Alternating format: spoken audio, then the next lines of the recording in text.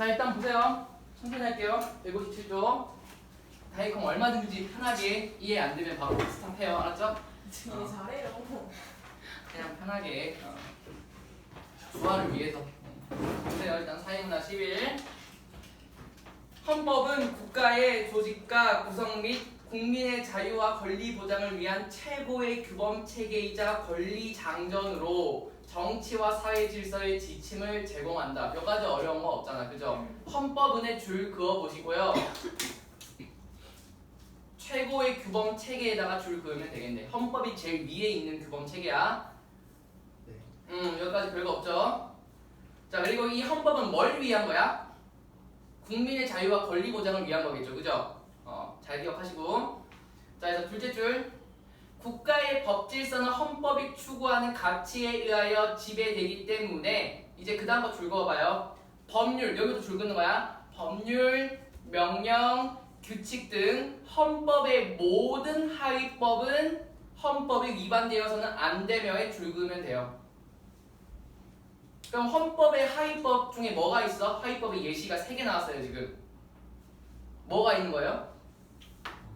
법률, 명령, 규칙이지, 그지? 이건 다 하위법이야. 그래서 이 하위법들은 헌법이 위반되어서는 안 돼요. 자, 그래서 그 헌법이 상이고 이제 법률, 명령, 규칙이 하위야, 됐죠? 그래서 그 다음에 위반되어서는 안 되며 모든 국가기관은 공권력을 행사할 때 헌법을 준수하여야 한다. 헌법을 준수하여야 한다에 줄 긋고요. 자, 그 다음에 그런데 헌법과 관련한 분쟁이 발생하는 경우가 있다. 법률의 적용 과정에서 해당 법률이 헌법에 위배된다는 주장이 제기되거나 공권력의 작용이 헌법에 보장된 국민의 기본권을 침해한다는 주장이 제기되면 이게 헌법과 관련한 분쟁의 예시겠죠, 그죠? 이게 분쟁의 예시고 일반 법원이 아닌 그 다음 거 줄 그으세요. 헌법재판소에서 헌법재판을 통해 해당 분쟁을 해결하게 된다. 헌법재판은 어디서 해요? 헌법재판소에서 해요. 그죠? 여기까지 아무것도 없잖아요. 그죠? 질문할 게 1도 없어. 여기까지 질문할 게 없어요. 어쨌든 헌법과 관련한 분쟁이 생기면 어디서 무슨 재판을 한다고? 헌법재판소에서 헌법재판. 소민 됐어요? 오케이. 자, 그래서 그 다음에 발음이 안 되냐? 헌법재판은 헌법의 최고 규범성과 최고 규범성의 동그라미 그리고 실효성의 동그라미 하시고 이 실효성을 담보하기 위한 제도적 장치로 자, 헌법의 최고 규범성, 실효성을 담보하기 위한 것은 헌법재판이야. 이게 헌법재판의 기능이야. 자, 헌법이 그 최상위법으로서의 그 이제 그 성질을 보장해 주는 게 헌법재판인 거죠. 그래서 헌법재판의 본질적 성격에 대해서는 다양한 이론이 제시된다. 그럼 이 다음 내용이 뭐겠어요? 다양한 이론을 알려주는 거야. 알겠죠? 그럼 이 글의 중심 화제는 헌법재판의 본질적 성격이야. 이걸 말하고 싶은 글이에요. 알겠죠? 그것과 관련된 다양한 이론을 알려주는 거야. 되지? 그래서 그 다음 내용. 먼저 사법적용설은 헌법재판을 사법기관의 가장 일반적인 기능인 법을 해석하고 적용하는 과정이라고 본다. 사법기관의 기능이 뭔데? 법 해석이랑 적용이야. 근데 이걸 헌법재판도 마찬가지로 한다는 거죠. 됐죠? 그래서 그냥 이건 그대로 방금 이건 그대로 줄고 이 사법적용설은 헌법재판을 사법기관의 가장 일반적인 기능인 법을 해석하고 적용하는 과정이라고 본다. 이 말은 그냥 쉽게 가요, 쉽게. 그냥 헌법 재판 이꼴 사법기관으로 간다는 거야. 알겠죠? 근데 이 사법기관의 역할이 뭔데? 뭐랑 뭐 하는 거예요? 법을 뭐 하는 거? 해석하고 그리고 적용하는 거. 이게 헌법재판의 역할이라 보는 거야. 그러니까 헌법재판이랑 사법기관이랑 큰 차이가 있다 없다? 없다. 거의 똑같다. 이걸 얘기하는 거야. 이게 첫 번째 사법작용설이야. 소민 괜찮아? 네. 되죠? 자, 그 다음에 헌법재판은 헌법 분쟁에 대하여 헌법 규범에 대한 해석을 그 본질로 하므로 사법작용설에서는 헌법재판을 이것도 줄 그으세요. 헌법재판을 일반 법률의 해석과 같은 범주에 있다고 보는 것이다. 헌법기관에서 법을 해석하듯이 헌법재판에서도 헌법을 해석하니까 똑같은 거다. 이거야. 괜찮니? 괜찮죠? 자, 그 다음에 헌법재판의 담당기관이 재판소로 명명되어 있고, 명명되어 있는 게 뭐예요? 이름 붙여져 있는 거지, 그지? 그래서 재판소로 명명되어 있고, 담당기관이 입법권 및 행정권과 구별되는 독립기관이라는 점. 그럼 우리가 여기서 이제 뭐뭐 줄거야 되냐면은, 일단 담당기관이 재판소에 줄거고요. 이 헌법재판의 담당기관이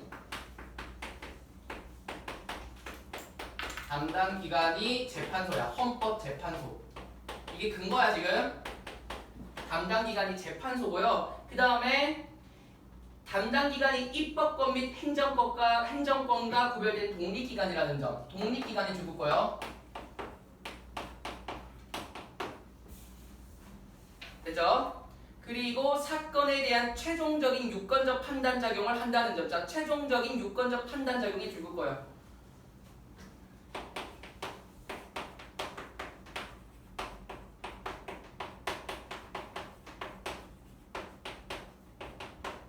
이 세 가지를 근거로 이제 사법작용이랑 똑같다 보는 거야. 헌법재판은.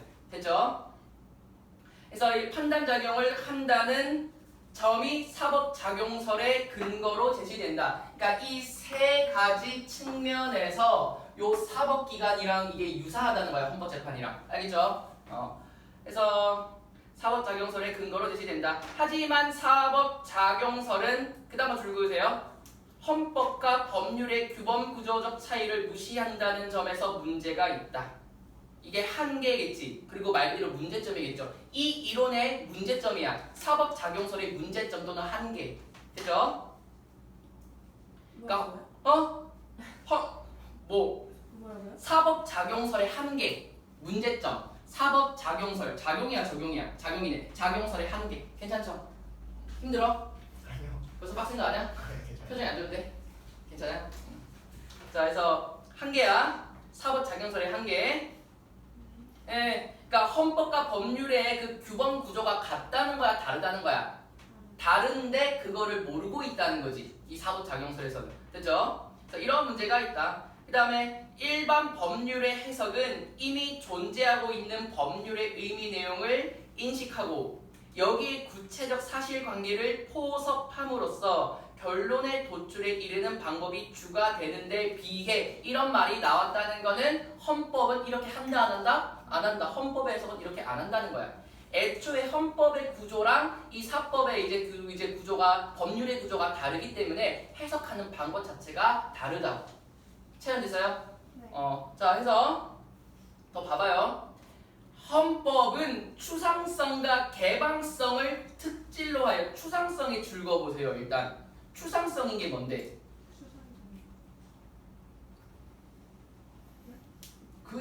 구체성이 있어 없어? 없어요. 어찌 구체성이 없다 적으세요. 구체적이지 않은 거야. 법률은 구체적인 걸 얘기하잖아, 그지? 근데 헌법은 추상적이라고, 구체적이지 않다고 그렇게 생각하시면 돼요. 그 다음에 개방성을 특질로 하여, 개방성이라는 건 뒤에 그대로 나오거든. 개방성을 특질로 하여 그 의미 내용이 완결된 것이 아니기 때문에 개방성이 줄붙고 완결된 것이 아니기에 줄그으면 돼. 헌법은 완결된 게 아니야. 그리고 구체적이지 못해요. 그러니까 일반 법률이랑 같다 다르다? 다르다. 오케이? 그래서 일반 법률의 해석 방법에 따라 법조문의 의미 내용을 사후적으로 인식하는 과정을 통해서는 해석하기 어렵다는 것이다. 그러니까 일반 법률의 방법으로는 해석할 수 있다 없다? 없다. 그럼 왜 이렇게 얘기를 하냐면 헌법하면 우리는 막 행복 추구권 이런 거 들어봤잖아요. 그죠? 그 대한민국 국민은 모두 행복을 추구할 권리가 있다. 이게 구체적이에요? 막연해요?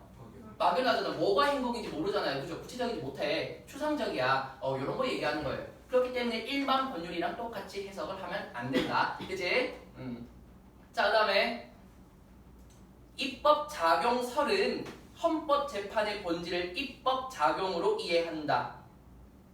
이건 이제 헌법재판을 그냥 입법기관으로 보는 거예요. 그냥 일단 읽을게. 자, 이 이론은 그 다음에 줄 그으세요. 법률의 효력을 객관적으로 상실시키는 헌법재판소의 권한에 비중을 두고 여기까지만 줄 그어보세요.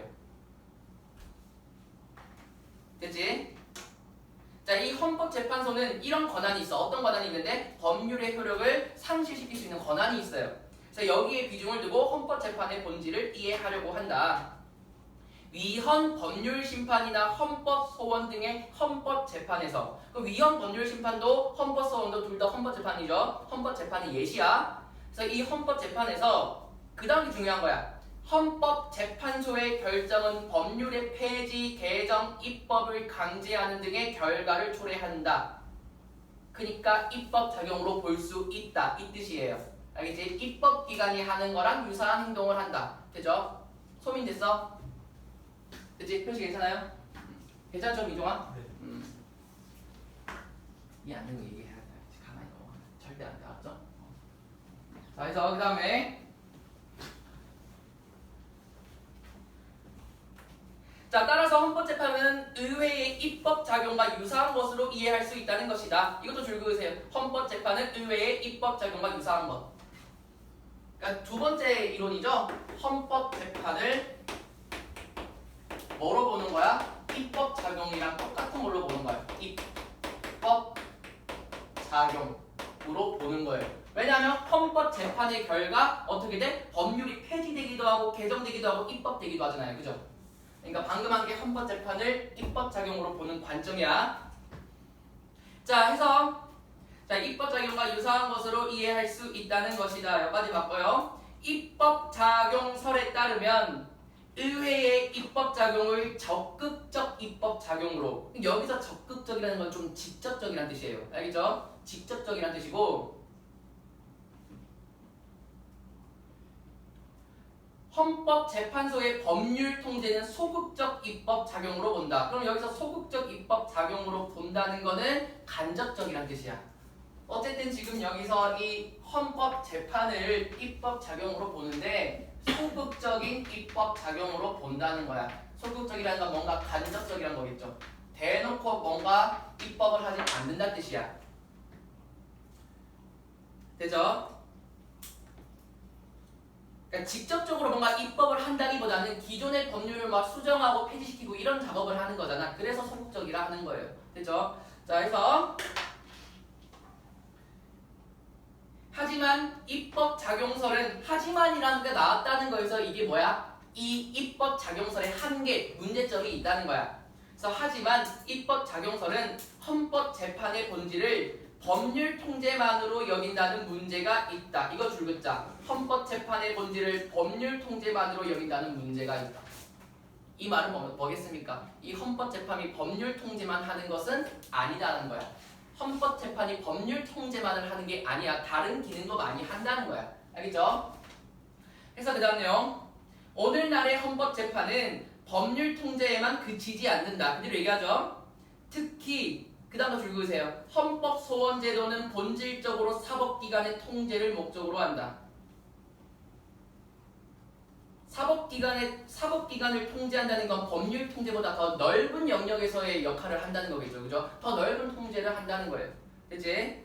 그 밖에 정당 해상 심판이나 헌법이나 법률을 위반한 고위 공직자에 대한 탄핵 심판, 권한 제기 심판 등 국가 권력 전반에 대한 통제 권한이 헌법재판소에 부여되고 있으므로, 자, 여기서 정당 해상 심판 줄 그으세요. 정당 해상 심판, 그리고 탄핵 심판, 그리고 권한쟁의 심판.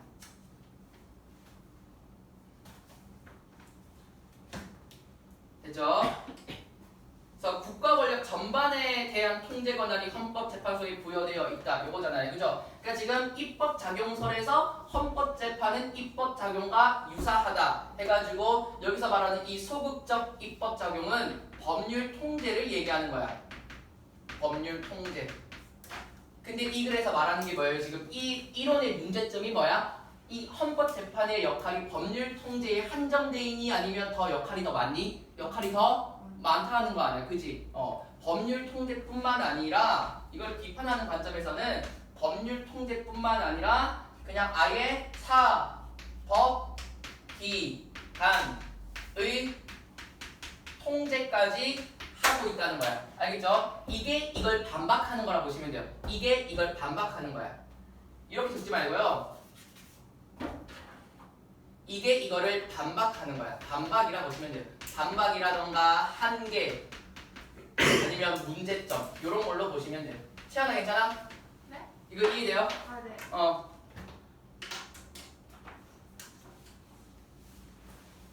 확실히 좀 섞으니까 조용해지는구만. 2학년 애들 안 그러던 2학년 가장 2학년 애들을 섞어도 똑같던데. 서로 친해서 그런 거. 아니 그냥 지들끼리 떠들어 그냥. 지들끼리 따로 떠들어도 그냥 시끄러워.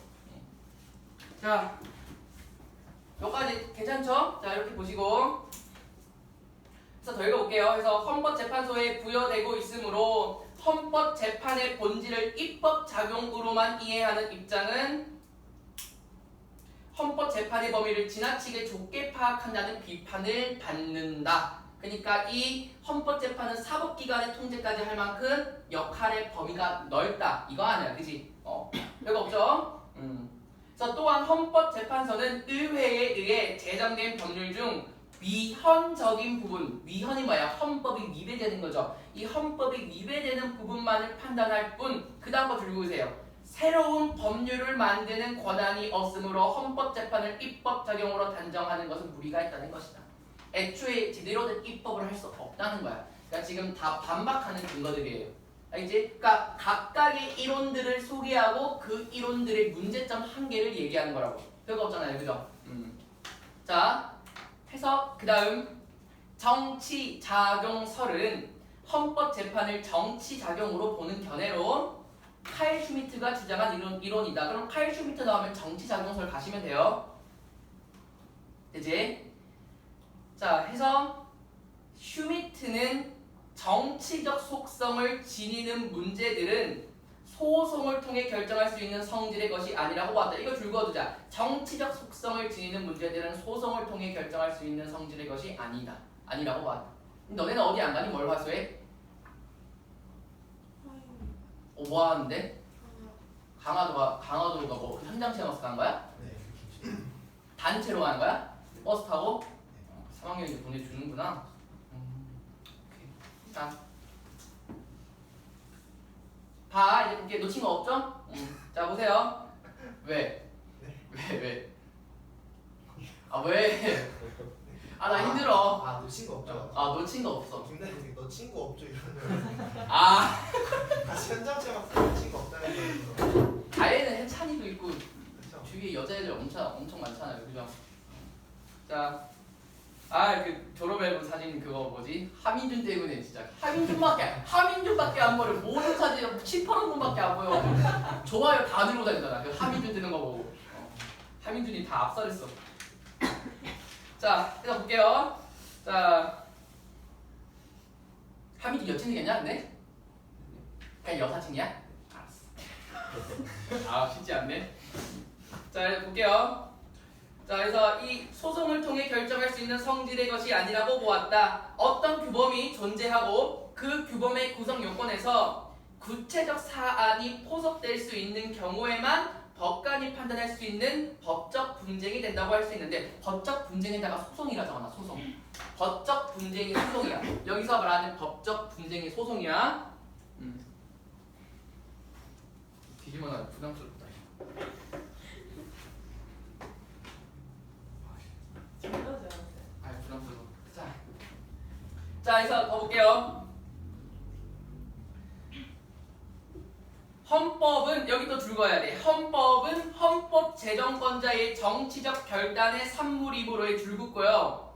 그럼 정치적 결단의 산물이 헌법이거든. 그럼 정치적 속성을 지니까 안 지니까? 그럼 이건 소송의 대상이 될 수 있어 없어? 없어요. 그 얘기야. 헌법은 소송의 대상이 될 수 없어. 자, 우리가 방금 위에서 보면은 방금 이게 몇 문단이야? 하나, 둘, 셋, 넷, 4문단에서 자, 맨 밑에서 셋째 줄 있죠? 이 정치적 속성을 지니는 문제들은 소송을 통해 결정할 수 있는 성질의 것이 아니라고 했잖아요. 그죠? 근데 헌법 역시 정치적 결단의 산물이야. 그럼 채연아, 정치적 속성을 지냐 안 지냐? 그럼 이거 속성 이제 소송의 대상이 될 수 있어 없어? 소송을 통해서 결정할 수 없는 거야. 되지? 그래서 이 결단의 산물이므로 정치적 법인 헌법을 둘러싼 분쟁은 그 다음 또 나와요. 결코 소송의 대상이 될 수 없다는 것이다. 헌법재판은 이제 헌법은 소송의 대상이 될 수 없다는 거야. 왜? 헌법 자체가 정치적 속성을 지니고 있기 때문에. 그래서 따라서 헌법의 내용과 관련한 문제점이나 의견들은 전형적인 법적 분쟁의 해결 방법으로는 결정될 수 없고, 이때 말하는 법적 분쟁이 뭐라고요? 두 글자로 소송. 소송. 좋아요. 헌법재판이란 정치적 성격을 특성으로 가지는 헌법을 해석하고 적용하는 과정이므로 실질적으로 정치적 성격을 가진다고 보았다. 헌법재판이란 뭘 가진다고요? 정치적 성격을 가진다고 보았다. 이게 다야 그냥. 그러니까 이 방금 한 거에서는 그냥 헌법을 뭐로 보는 거야? 헌법재판을 뭐로 보는 거야? 정치. 헌법재판 그냥 이걸 정치로 가시면 돼요. 정치로 보는 거야. 정치. 그러니까 헌법재판이라는 줄긋고 정치적 성격을 가진다고 보았다에 줄긋으면 되겠네. 헌법재판을 정치로 보니까 정치자동서이겠죠. 그죠? 그래서 애초에 이 헌법이란 거 자체가 정치적 결단으로 나온 산물이기 때문에 이 헌법재판도 소송의 대상이 될 수 없고 그냥 정치의 과정이다 이거야. 이거 소송 돼야돼? 안 된다고. 소송으로 하는 게 아니라고요. 됐죠? 자, 그래서 그 다음에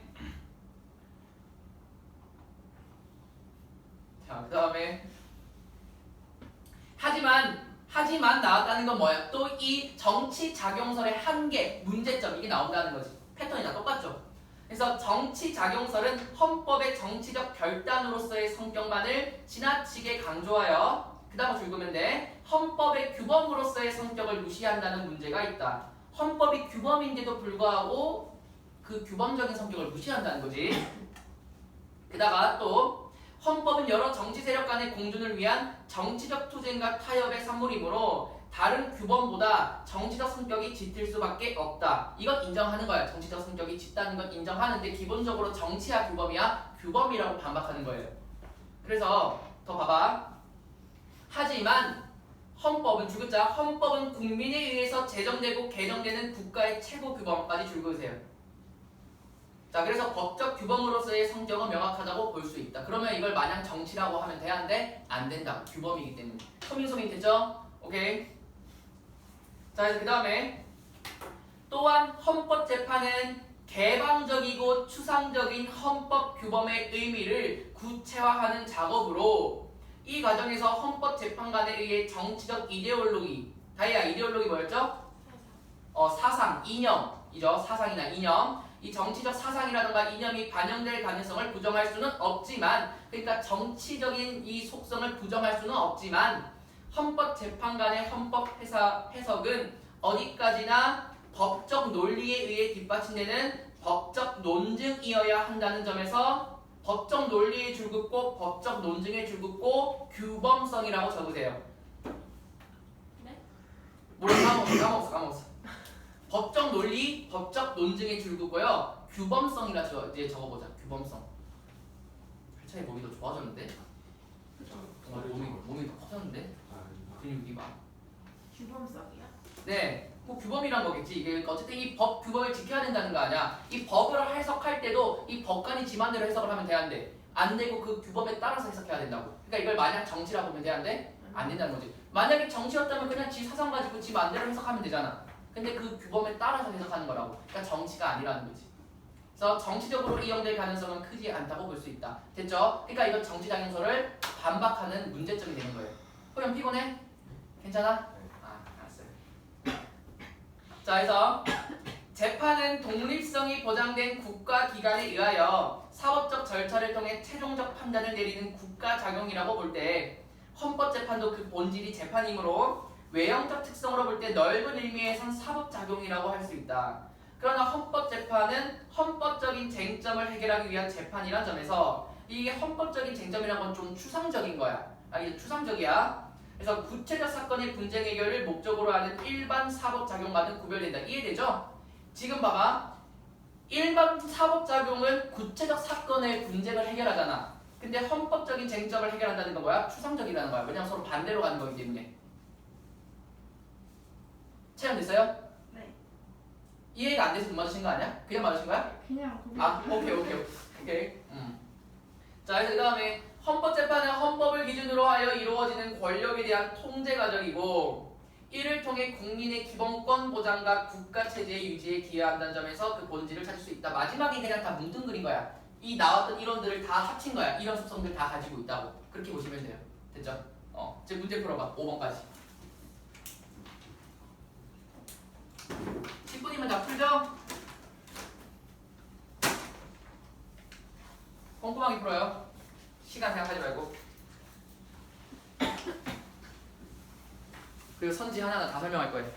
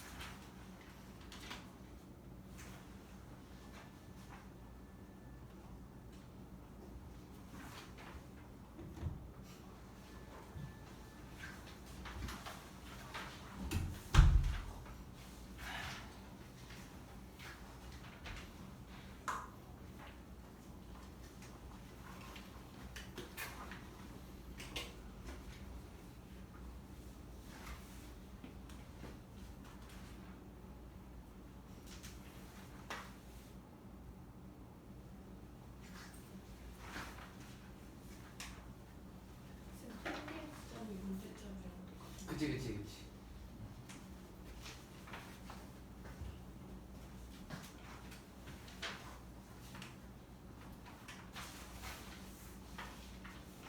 다 했어?